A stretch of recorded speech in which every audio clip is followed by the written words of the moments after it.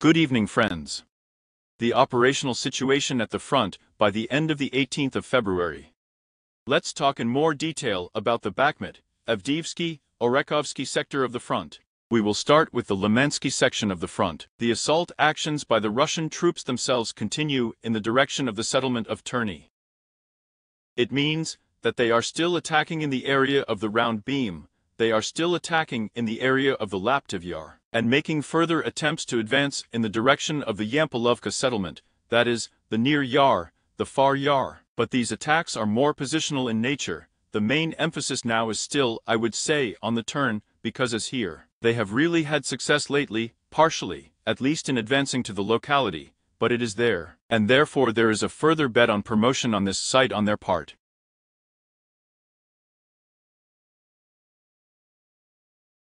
On the part of the armed forces of Ukraine, of course, all necessary measures are being taken, including counterattacks, as far as possible under the current conditions, because the enemy has concentrated on this sector of the front. I'm probably already tired of this phrase, but I repeat, large forces are attacking with large forces, and the situation is really very difficult. We do not record any new changes by the end of the day.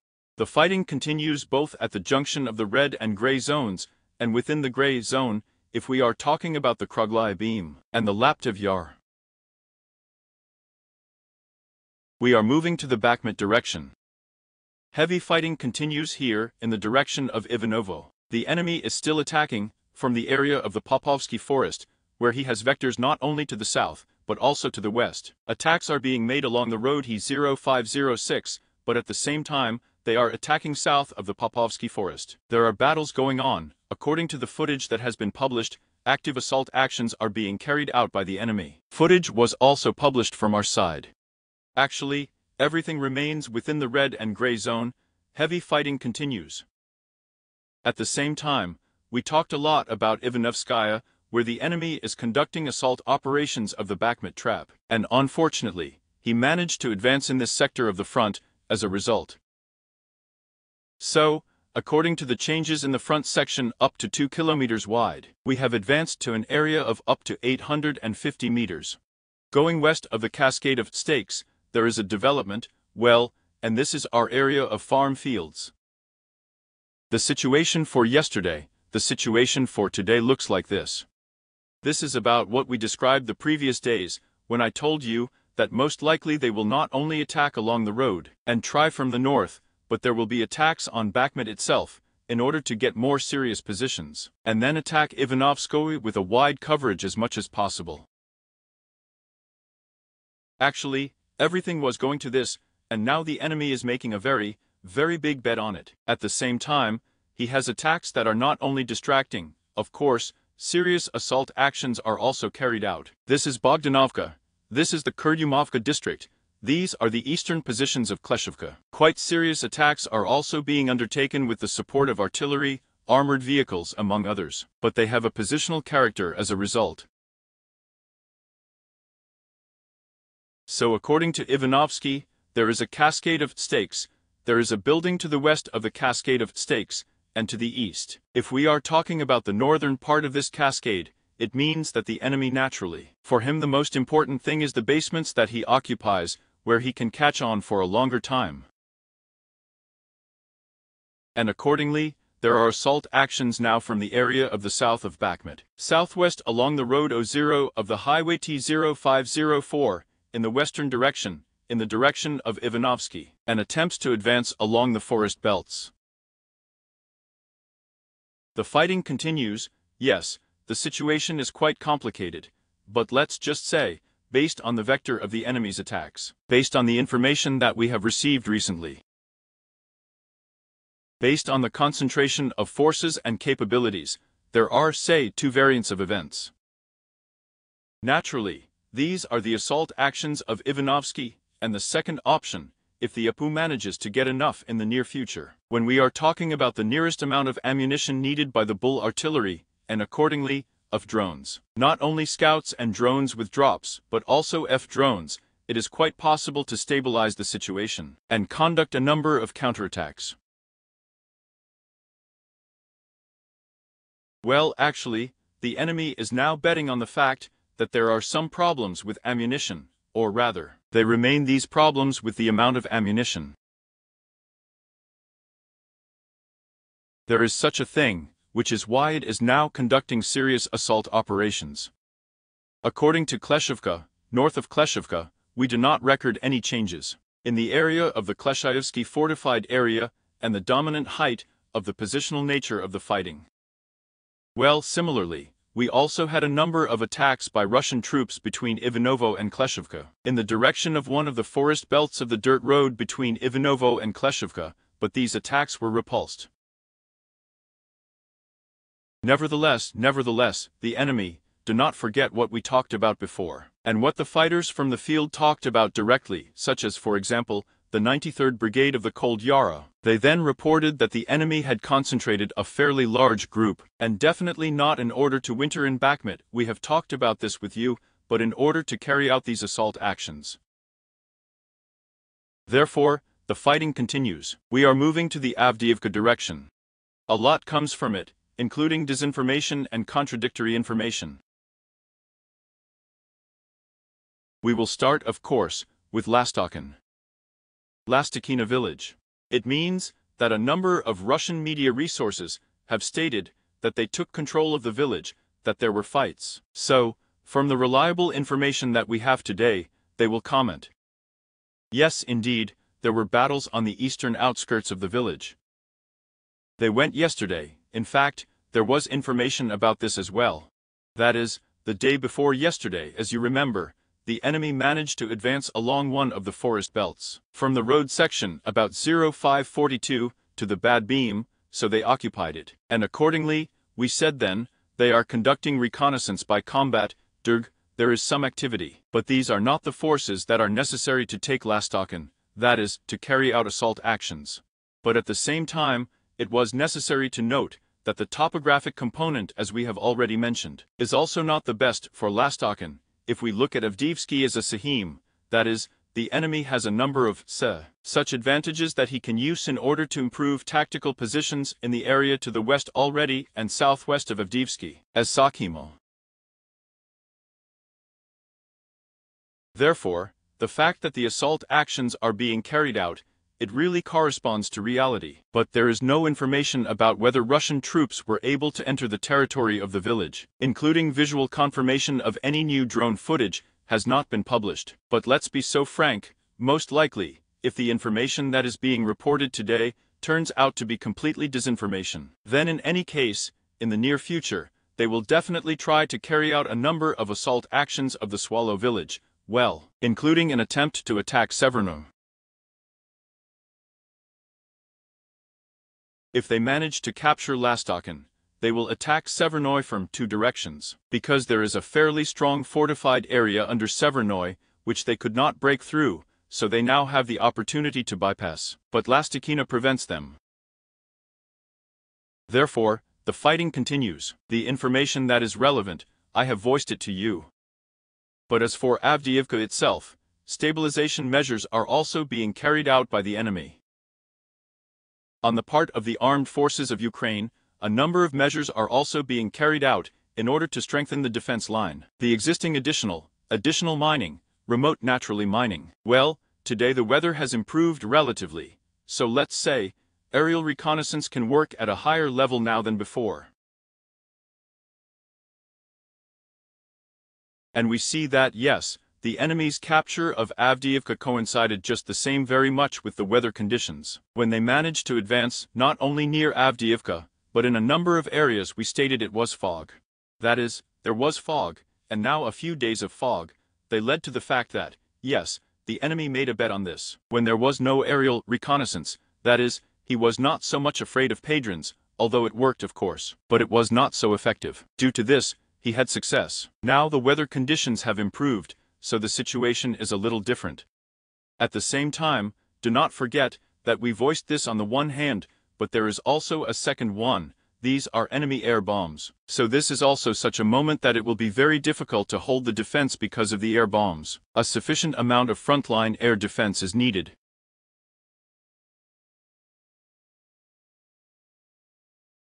There is such a thing. Moving on. According to Pervomaysky Novelsky, Fighting continues both in the Novelsky area and in Pervomaysky itself, and Russian troops are now taking assault actions south of Pervomaysky. At the same time, they are increasing the pressure, not only on May Day, we will also speak for the Kharkiv direction, the South Donetsk section of the front. So, everything that, roughly speaking, from Avdiivka to Ugledar has intensified. Artillery strikes have intensified, the number.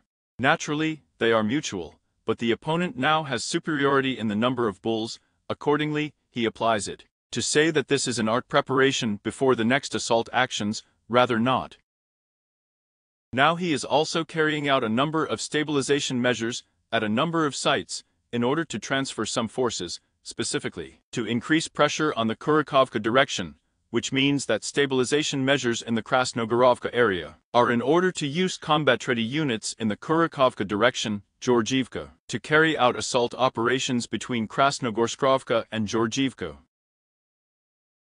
There is such information, and accordingly, there is information that, therefore, a part of the grouping that is concentrated in Donetsk, Staromikhailovka, Luvo, should be sent in the direction of Novelsky. We have already said before that they are concentrating some of their numbers in the East Novelsky, Southeast Novelsky, but actually, they want to increase pressure, so now there is intensive work of their artillery, barrel rocket in a number of areas.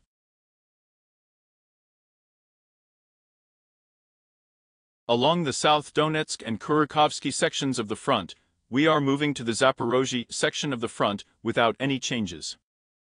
Work for the Orekhovsky direction. The enemy conducts assault operations, we said that it was possible to repel attacks northwest of Verbov, but west of the recruiting, we see that the enemy managed to advance on this sector of the front. The advance was on a section up to 125 kilometers wide, to a depth of 1 kilometer. So the situation for yesterday, the situation for today. We are with you, which is why I emphasize today, that, not only in the area of work and soul-storming actions on the part of Russian troops, but also in the area of Verbovoy, to the west and northwest. If there was information to the northwest that they had recaptured, then by the evening to the west, unfortunately, we state that the enemy has a partial success. We have already talked about this, I think, about a week and a half ago, that one of the goals is to align their defenses along the Surovikin line. They launched a series of attacks to the west of Verbovoy, which means from the settlement itself, and of course, they attacked here between Novoprokopovka and Verbovoy in the northern direction, and it is along the Surovikin line that they are trying to restore the line of defense. This is the first moment. It means that it will, of course, allow them to defend more serious defensive lines in the event of a new counteroffensive from the FE, if such a thing happens on this particular sector of the front.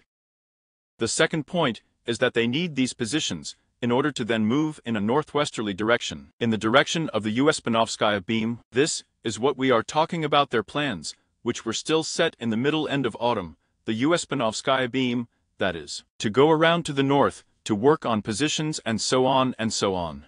Now we turn to the locality itself. The work on the first means, a little more gray zone is added. Today there are assault actions, fresh shots were also published, that is, the enemy is storming, we already noted yesterday. So they added a gray zone on the evening broadcast, the infantry was approximately in this area. The second point, today one of the dim broadcast has already marked the gray zone, supplemented, corrected. It means that the armored vehicles were able to drive up, but they managed to knock out or destroy one of the armored vehicles, that is, it was hit by a Pevedrin, and by the evening, the pressure continues, that is, the enemy attacks in the direction of work. So by the evening, the situation looks like this. There is also a lot of information on this section of the front, as well as on Lastocken, including disinformation. You need to understand there. It means that the enemy has entered the southern part, and assault actions, battles will be found in the very work. The main military operations are taking place in the fortified area of the district, which is located southwest of the settlement of Rabotino. It means that approximately along this line, very heavy, I will say, shares by the end of the day. The enemy also uses drones in combat on this sector of the front, but defenses, as you understand, a little different from the offensive, so it is possible to use that part of the armored vehicles that he intends to use. Destroy, knock it out, that is, disable it, but still part reaches certain boundaries, works, and accordingly infantry attacks.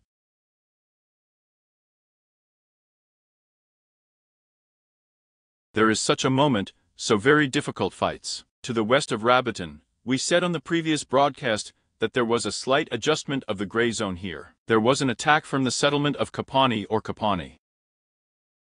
In one of the sources of Kapani, there is a different emphasis on the first, second, and third. That's not the point. The bottom line is that the enemy attacked. It was possible to repel this attack. It was possible to roll on one of the intersections where the support is also located. But what does this mean? That his tactics, which we have talked about a lot with you, are to attack with the widest possible coverage. It is now actually being used on the entire front. We saw it near Avdiivka, we see it near Bakhmut, we see it in the Kurakovsky direction, we see it in the Yuzhnodotsky, and now in the Orekhovsky direction, which used to be Berdyansk, Tokmak, Melitopol, so the front is as wide as possible. A number of attacks are naturally distracting. If it is possible to find a gap in the defense, they will increase the pressure there. At the same time, look, this attack was on the position of Severny Bodin, but there was another attack today. Yesterday and today, from the side of the Russian troops, again from the Kapani settlement, but only not in the east, but in the northeast direction. The footage was published. I have the full video in Telegram, you can go to see it, I recently published it. So, with the support of 2 armored vehicles, Russian troops attempted to attack the advanced positions of the AFU, and managed to use drones in the PV. Well, according to the weather, you also probably see that this is enough for the effective work of just the same aerial reconnaissance. The weather is good enough. There is such a thing, so we managed to knock it out, destroy it later. Initially, 2 armored vehicles were shot down, then destroyed, and some of the infantry were also hit by fire. But this is just the same Uespanovskaya beam, that is, an attempt to bypass everything also. In the direction of the Uespanovskaya stick is being made by the Russian troops. And these attacks that exist, they are, well, I would say more distracting, but it is possible, most importantly, to repel them. But at the same time, we see that, let's say as it is today, we do not record any changes in this section. But if we speak in aggregate, looking at the ledge of the work, then yes, they start from the northeast of Kopa, the settlement, and go along the entire line west of the work, south of the work. Between Novoprokopovka-Verbovo, it means northwest of Verbovo, and also between Novopokrovka and Verbovo. There were attacks in the western direction that were repulsed.